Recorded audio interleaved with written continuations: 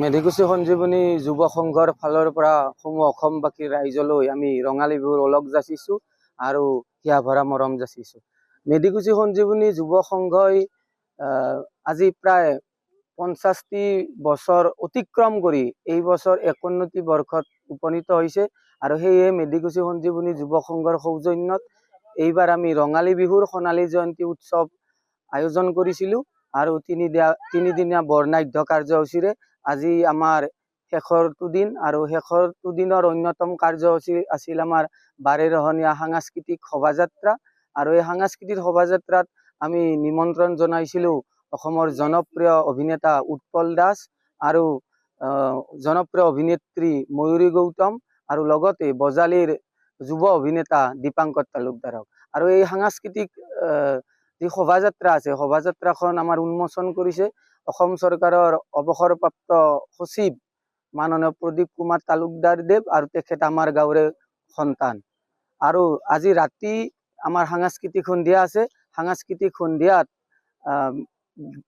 গীত পৰিৱেশন কৰিব অসমৰ জনপ্ৰিয় কণ্ঠশিল্পী বিপিন চাওডাং আৰু পাপৰি গগৈ।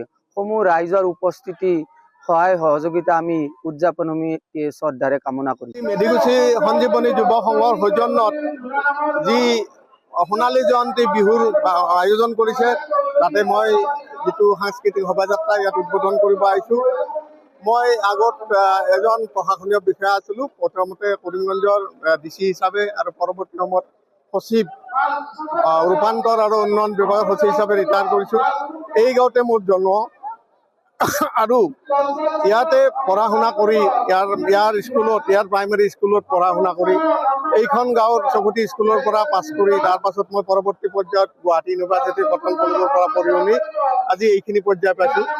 আমাৰ যি এখন ছ'চাইটি হোমোজেনাছ ছ'চাইটি বুলি কয়, আমাৰ যিটো ইয়াৰ বিভিন্নতা নাই, আমাৰ ছ'চাইটিত অন্য জাত কুলৰ হেৰি নাই, ধৰ্মৰ বিভিন্নতা নাই, ভাষাৰ বিভিন্নতা নাই, হেৰি নাই। গতিকে আমি যিটো ছ'চাইটি যিটো পৰিৱেশত ডাঙৰ দীঘল হৈছোঁ, আমাৰ এইবিলাক বিহু সংস্কৃতি আমাৰ তিনিজনা গুৰুৰ যিটো তিথি এইবিলাক আমি আমাৰ সমাজখনে পালন কৰি আহিছোঁ আৰু পালন কৰি থকাৰ ফলত আমাৰ যিটো সাংস্কৃতিক মিলন বা সামাজিক আমাৰ যিটো গতি যিটো আছে এই গতিটো আমাৰ ধাৰাটো আমি প্ৰৱাহমান কৰি ৰাখিছোঁ আমি সৰুৰ পৰা দেখাৰ পৰাই।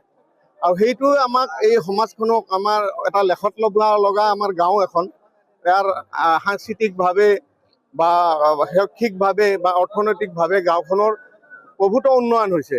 সেই উন্নয়নৰ কাৰণটোৱে হ'ল আমাৰ হোমোজেনাছ ছ'চাইটি আৰু আমাৰ যিটো সামাজিক ঐক্য, এই সামাজিক ঐক্যটো আমাৰ বিহুৰ যোগেদিয়ে হওক বা অন্যান্য যিবিলাক অনুষ্ঠান আছে সেই অনুষ্ঠানবিলাকৰ যোগেদি আমি যিটো সামাজিক ঐক্য বজাই ৰাখিছোঁ, সামাজিক ডিচিপ্লিনটো আমি বজাই ৰাখিছোঁ, এইটো এটা লেখত ল'বলগীয়া কথা। আৰু আনকি ইয়াৰ মানুহবিলাকেও ইয়াৰ অন্য গাঁৱৰ মানুহবিলাকেও আমাৰ গাঁওখনক এখন আদৰণীয় আকৰ্ষণীয় গাঁও হিচাপে মানি লয়।